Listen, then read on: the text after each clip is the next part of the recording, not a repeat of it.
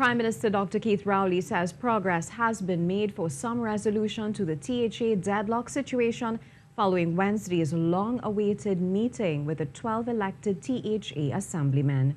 During a press conference held at the Magdalena Grand, Dr. Rowley said the general sentiment of the 12 elected Tobagonians is that they can come together to elect or select persons to have a functioning Tobago House of Assembly. Until such time, the Joint Select Committee has completed its work on the Tobago Autonomy Bill. The election, which would have been brought about by the government's amendment of the existing act, if it is proclaimed, which will be in the same kind of time frame as the completion of the Joint Select Committee's work. And therefore, would you want to have two elections, one of which you might disagree with and the other one which you may not expect? Dr. Rowley noted that the general consensus was a willingness to work together. He hopes some agreement would be made at a reasonable time. I anticipate that in some reasonable time frame, especially since we've already had a month of no movement, that they would be able to come to a position of firmness, firm up some arrangement. And that is the undertaking that I was given. So I don't want to, there is no date put on it, but I would say that I think everybody understands that this ought to be dealt with in a certain amount of earnestness.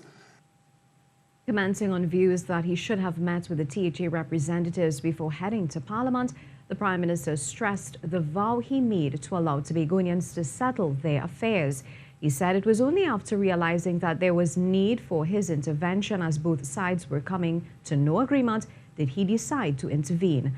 Prime Minister Rowley also met with former chief secretaries and chairmen of the Assembly, where he shared with them the ideas of the Assemblymen. On Tuesday night, the Senate passed the Tobago House of Assembly Amendment Bill 2021. The bill now goes straight to the President, but the Attorney General gave the undertaking that it won't be proclaimed until Cabinet gives the okay.